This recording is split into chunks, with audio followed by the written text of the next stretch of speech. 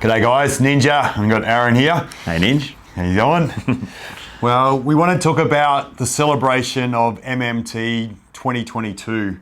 So what led up to last week was our big celebration week. We set out a challenge in March to everybody that's in our business. So digital team, everybody, we wanted them to go through a lift club, traditional lift club like the 1 rep max night. So we challenge everyone to be able to lift double their body weight for a deadlift, 1/2 times for a squat, do 20 pull-ups, do 50 push-ups. Yep.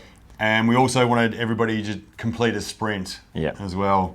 So we're planning on doing a series of these with the different characters within our business and talking about our celebration of our week, so of our year, I mean. So so I want to work on Aaron's knee because he always loves a bit of work on his grumbly knee. Ninja knee magic. Yeah, and we'll just sort of talk to you about last week and what you went through and things like that, and we'll see where it goes. Perfect, mate. Let's do it. All right, so I'll start work on your knee. And, thanks, mate. And I need it. Yeah, you need it. You need your knee work. Gags. You fucking bit like Barry. Mate, Barry was last week, mate. Barry loves the gag. Yeah, he loves it. He taught me the gag. He taught you when he was 6. Yeah. Since he was, you weren't even born. I wasn't even born, but he taught me. Yeah. He's come in every now and then and give you a bit of a pep talk and show you a few things. And smarts of all the gurus. Yeah, well, he's got all the smarts of all the gurus. Strength of 20 men. Barry. Anyway. Nobody knows your own body like you know your own body. That's right. There's a quote there. Put that one up again. Oh, so good. So, how did you go? So we set an 8-month period of time where all the guys in our business had a chance to traverse through and get to that point where they had to perform. There was a grand final for them. So even the people that lift all the time, that wasn't certain that they would actually get the target because they had to be fit and well and uninjured on game day on the grand final. So tell us about your year of lifting and how you went about it, because you had a battle with Jason. Yeah, it was pretty epic. So I guess for us ninjas, like we'd lifted together weekly for, well, you a lot longer, but me 8 years, 9 years. So it wasn't like I needed to start anything that I hadn't been doing already. It was just more, trying to boost the numbers and really, this year's been a very much a thinking about performance and thinking about how much I can get out of my body. And I know you were in a bit of a different stage. Yours has been just a matter of maintaining your strength, you know, just given your age and where you're at in life. Whereas I probably was at a point where I'm like, I want to see what I can do and get out of my body. And that, I guess, coincided with Jace being at the same point. And generally with our deadlift and squat, we've been at pretty similar levels. So the way it panned out, we kind of were coming into that final night with the target in mind, which was 220 kilo deadlift. And we both hit 215 as a PB throughout the year. So we really kind of were just tracking each other. And coming into the night, like, I thought I could do it, but like I hadn't done 215 since July. So it had been like good nearly 6 months since I'd done my PB. And fast forwarding a little bit on the actual night, like I felt pretty good, but I had this level of anxiety, and because I know Jace looked just super regimented and just drilled in, and he's such a consistent performer that I kind of knew he was going to be fine. So I had all this weird kind of anxiety leading up to thinking, and I think my lift was last as well, so it was kind of this big crescendo point of like, fuck, I got to get it. But I mustered up, everything I had, and I think I said this last week. I reckon last week the vibe in the place and the electricity gave you an extra 10%. Yeah. So when I actually pulled it up, it came up pretty good. Like it was brutal, but it wasn't. I don't think it was as hard as my 215 in July. So it was awesome to get that done. And I think the deadlifts and squats for me, I was always going to hit my 2 times body weight, 1.5 times body weight. But for me, upper body strength's always been harder. Whoa, it's good stuff in there, Ninj. Yeah, it's always been harder for me with upper body strength just because, like I got really long arms, long body. I've never really had good upper body strength. So my highlight of the night was getting my 20 pull-ups, I think. That was probably the best 20 pull-ups I've ever done. And once again, I think the vibe of the room got me over the line. But looking back at the video that you shot, like I thought they felt pretty good, but then looking back at the video, I thought, fuck, I've never really kind of pumped them out as good as that, I reckon. So Looked strong. that was like my highlight of the Monday night. Not to mention just the team, how good it was, just having everyone in one place and not being there for work purposes, even though, you know, it is slightly work purposes, just kind of having a celebration and seeing just how fit our team is. Like, we're a bunch of warriors, which is, yeah, pretty damn incredible.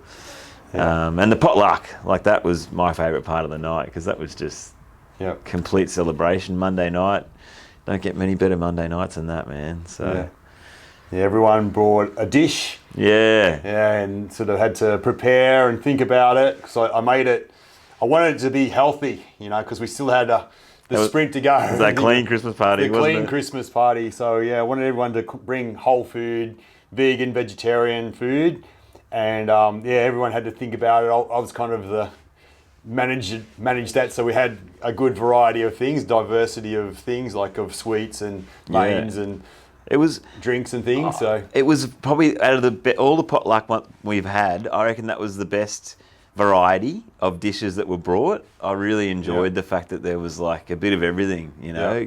Because sometimes in the past it's been like you've got 4 fruit salads or something, but this was like there was a curry. We had kind of like a pasta dish. We had like spring rolls, not spring rolls. What did Jason bring? Rice paper rolls. So it was bloody amazing. Good salads and stuff. And good salads, yeah. I'm the raw carrot cake man. 2 cakes Ninja brought. 2 raw. And he made someone raw vegan. Make one. So you have 3 cakes you had organised. Beetroot one as well. Yeah. So yeah, just sort of all raw, just different ways of blending things together, and you get a different taste sensation when you don't cook things. Yeah. The flavours are different, aren't they? And they're just intact the way they're kind of. Yeah, the raw cakes, they're dense. It's dense, isn't it? You Calorie can't eat too dense much of because it. it's packed in with heaps of nutrients, isn't it? So a slither is enough. Yeah. You got all the cashews in there and the coconut oil and stuff. It's So lots of fats. Is that why it's probably pretty heavy, because there's good fats and stuff? Yeah. And the nuts, and they're soaked nuts, are activated nuts as well. Yeah, so cool. Which makes a difference, because you're washing off those digestive inhibitors, and so you can really kind of digest it and gain all the nutrients that are in the nuts, where generally we don't get that same level of nutrition out of our nuts. We can't digest it because they're not washed off, or the nuts are roasted, and then that turns the fats into trans. So they're not healthy for us either. So, and all the salts and all that kind of stuff that we put on, not the really good salt, you know, not the sea salt. It's always a table salt that's got all the minerals out of it, all the life forces out of that salt as well. So so it was good. So the vibe in the place was electric on the Monday night, and the Warriors came to the.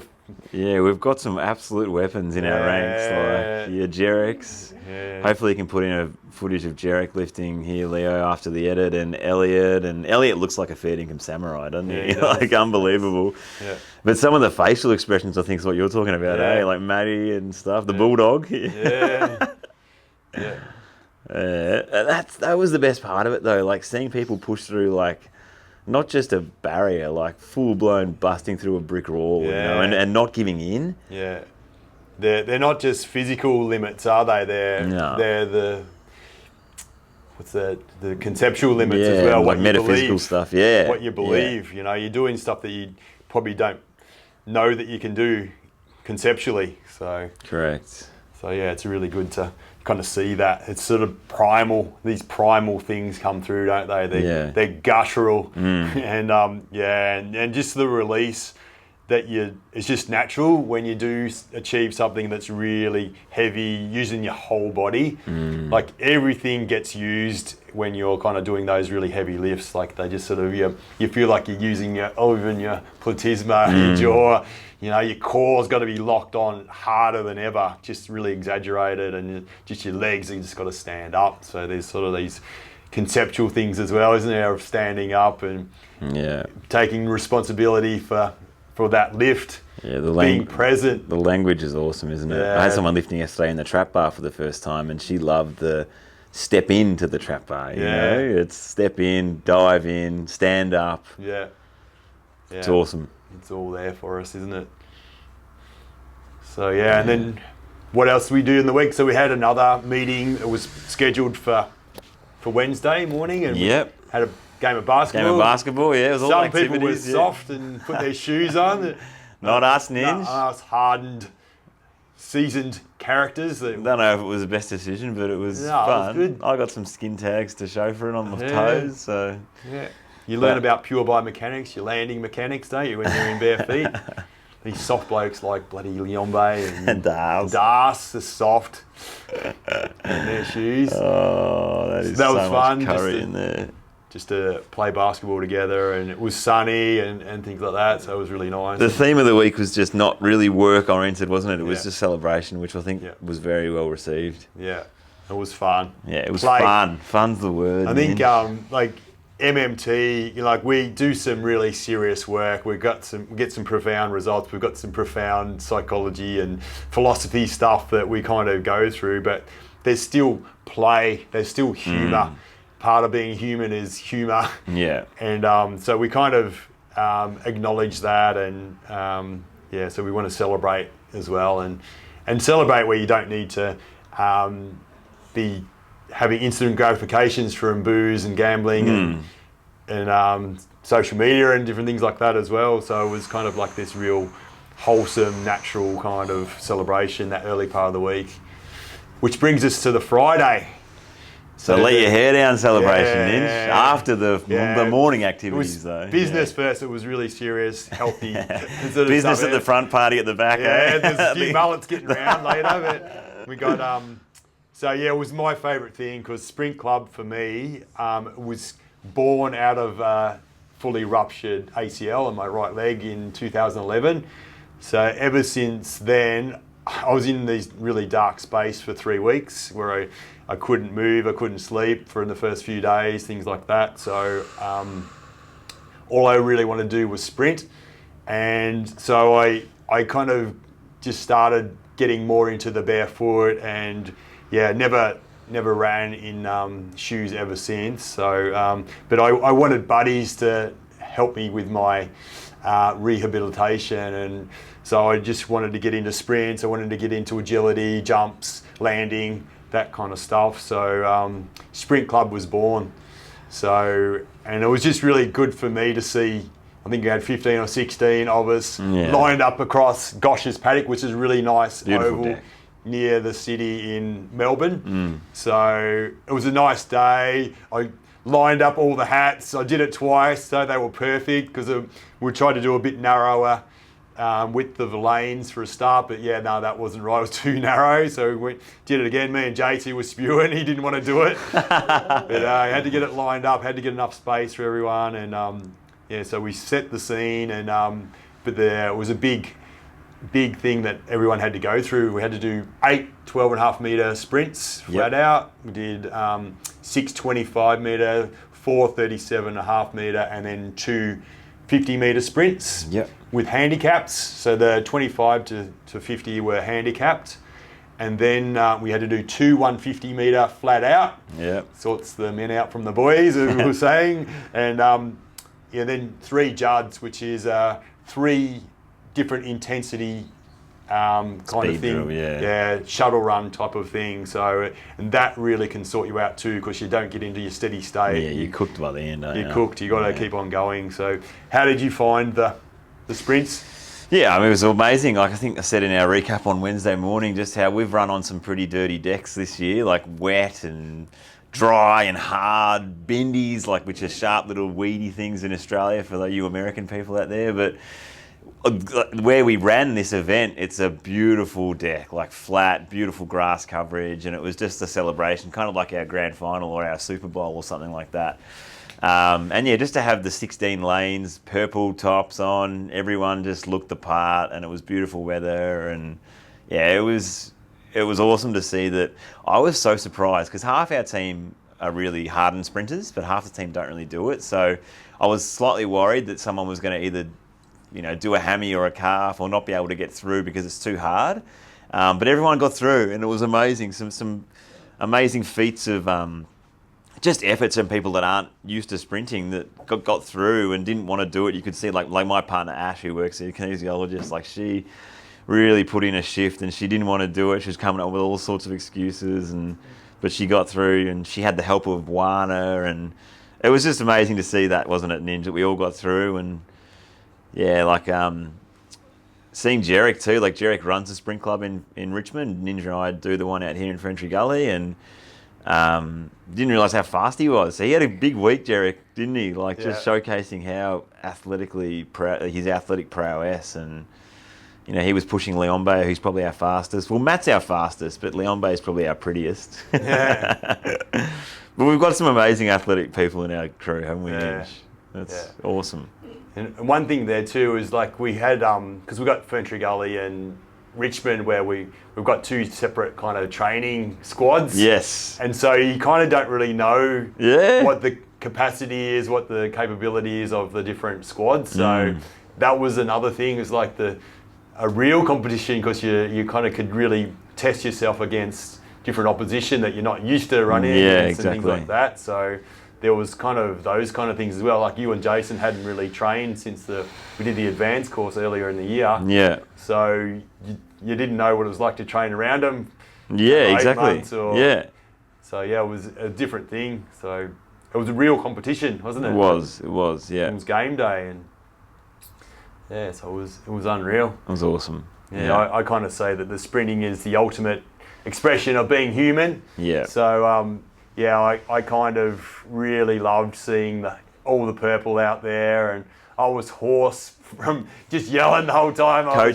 Coaching, yelling during sprints, just all the different setups of the sprints as well. I kind of just those key words, the cues that you need to kind of get into the position so you can have that optimal chance to be as fast as you can. So set up your angles, set up your mind so that you can just blast out. And that was a big thing for me. I just really loved it. I liked how it was a harder deck so we could run faster. Yeah. Because we've had a really wet year.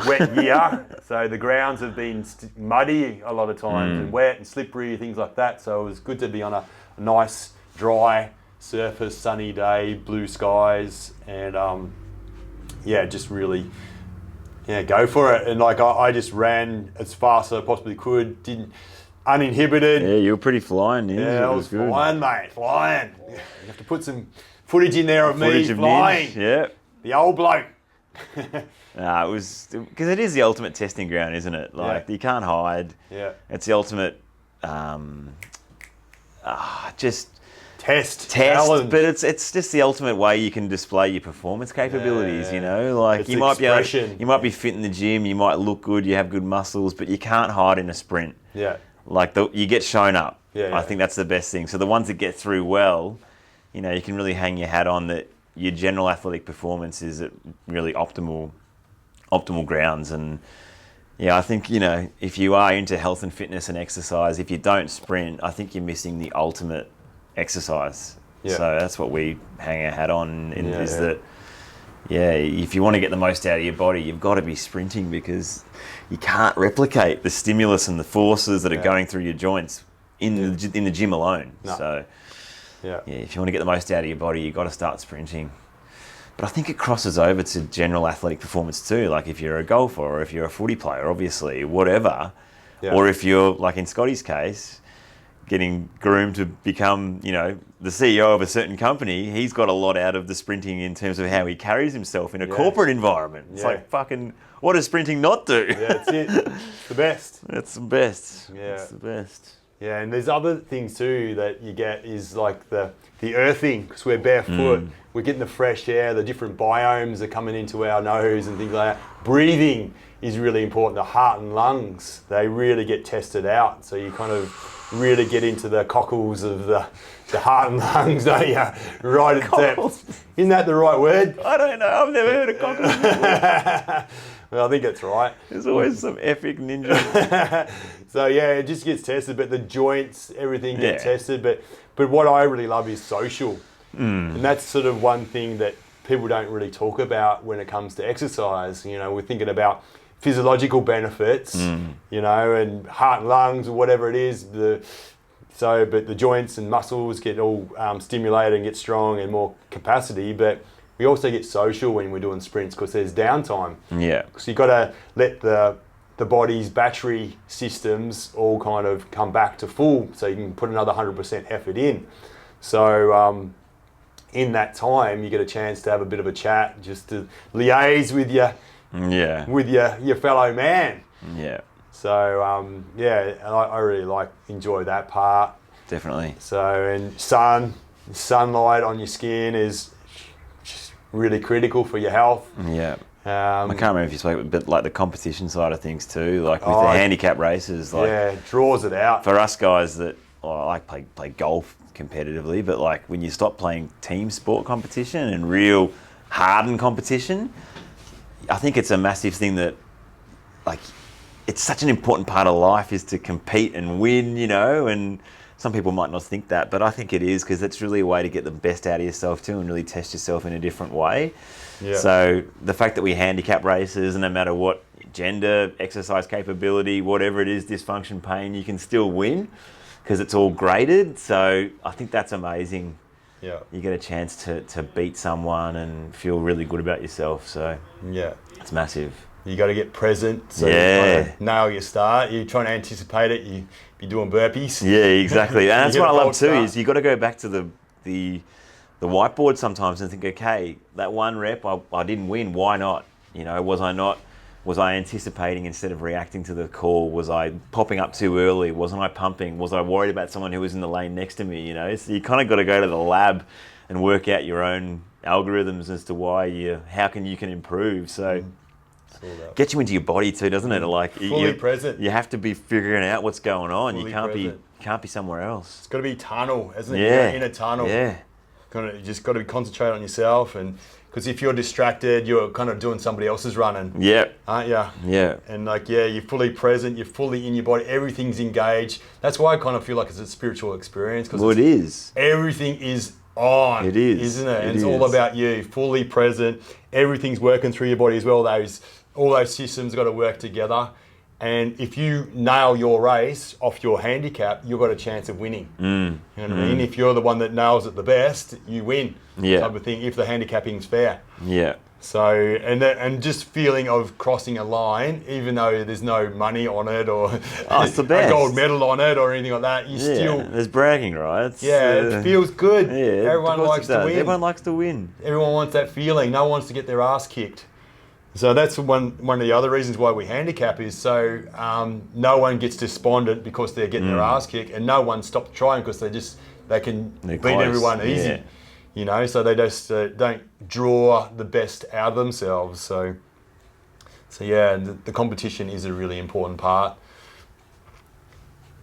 So yeah, that happened, and then we dressed up. So we're kind of famous for dressing up, our dress up parties. So this year we had the theme of 80s fitness. So a bit of lycra, a bit of... we nailed it. Leotards and the sweatbands and things like that. So yeah, Barry and Ken were born. Barry and Ken. Didn't plan on it, did we? Didn't know Barry's name until I got... questioned on a... yeah, Matty put you on the spot at the start of the video. You were doing star jumps, weren't you? Yeah, I had no idea what my name was and who I was.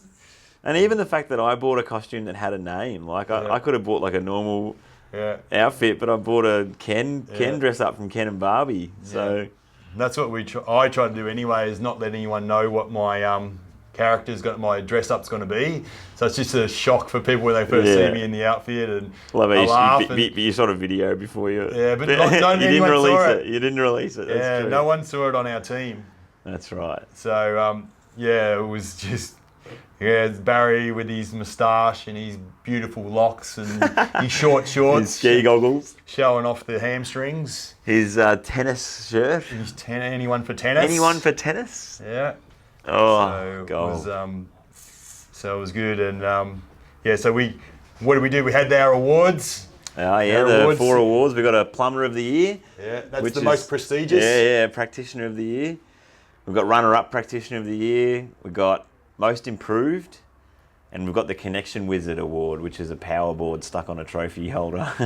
Yeah. So Connection Wizard is who displayed the best display of connecting MMT or connecting us to something. So yeah, Scotty won it this year for helping us with our business coaching, online coaching side of things, and particularly for the videos where he showcased who we are, who you are, how we came about, you know. So from an identity point of view, we feel like, you know, it's very clearly displayed now where we've come from and what is important to us. So yeah, he won it this year. Yeah. And Tash won Practitioner of the Year, first female winner, which was really special. Yeah. Had a big year, Had a she? big year. She really just... She epitomises us. Epitomised it. Really just took a big dive into everything. Lifts, sprints, videos, social media. Yeah. Doing 30 people a week. Desire is there, isn't it? Self-motivated desire. It's massive. She's got an infectious kind of way about her. Well, it's her personality too. Yeah. It's the bubbly nature. It's everything MMT, inviting, warm, welcoming. Yeah. So that's why she deserved to win it. And yeah, Jason Jart-Das won the runner-up Practitioner of the Year just because of purely from a consistent production. You know, they're such a just... You can, like disciples, that Trojans you can hang your hat on every day of the week. And Jackie Boy, he won our most improved. Yeah. So Jackie, you might know from the meditations. Yeah, he really turned it around this year. Had a few kind of hard conversations with himself and hard truths, and really put some things in place that turned it around pretty quickly, which was amazing to see. Yeah, amazing what focus can do. When you're trying to do 10 things, you're not going to do every one of them well, are you? Or a lot of them just sort of average. So he had probably too many balls in the air, so he needed to kind of let go of a couple so that he could focus on being a good body worker for one. That's how... When he's with MMT, Yeah, so that's what we're mostly named for. We're kind of talking about exercise today, but what we're renowned for is our body work. This is our signature thing. So we want to get more into the exercise space because we feel like we've got so much to give in that area, give to the world, because it's what we do is so efficient, so effective, so confidence building, so good for social as well, social skills. Simple for the everyday man, the everyday man and woman. Yeah. You know, we're not doing anything that's too intricate or crazy. It's just bang for buck, effective, pure full body, pure. Yeah. And enjoy it, fun stuff. You know, everything we do is fun stuff. We don't do anything that's a chore, or, you know, it's hard because it's heavy and it's full body.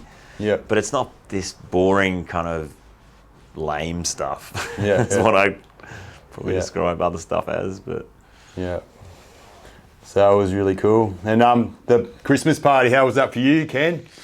Yeah, Ken had a big day. I suppose we can talk about the choreography. We tried to do some bit of we made a dance. Inspired, unemployed kind of inspired dance. So out in the alleyways. That was some of the best bits, was walking around Richmond in our gear, kind of, you know, being noticed by the public, and just walking down the streets where there's nobody as well, and just having Leo's boombox with some old 80s tunes playing. And just the colour though, and there's some of those stories where with the colour walking down those nice little Richmond streets with the cottage houses and the tree lines, it was bloody amazing. Yeah. And we owned Richmond, I think we called it that. Like, we were walking around, everyone was looking at us, and it was kind of our suburb, so it was kind of cool that we were out in the streets and doing our thing. And just with Jag, our local cafe that we support, he supports us as well. He's on Barry's shoulders, not my shoulders. Right. Cousin Barry. Yeah, Cousin Barry. You weren't there. He's strong as 20 men. So if you can pop that one in there now, Leo. So it was great, wasn't it? Just to be together and be in a different kind of environment to what we're normally. Yeah, and that's the beauty of that whole week, was just the fact that it wasn't team meetings, professional development. You know, it was just a fun time to spend together. Yeah. And it got pretty loose, eh? Like, a few of the people in our crew consented pretty hard, so Ken being probably one of them. Ken let rip. Was off the leash. Barbie let him off the leash for the week. Yeah. Barbie wouldn't have been too happy when you got home, mate. Mate, talk about the doghouse. Oh, you're in the doghouse, Ken. Yeah. Anyway.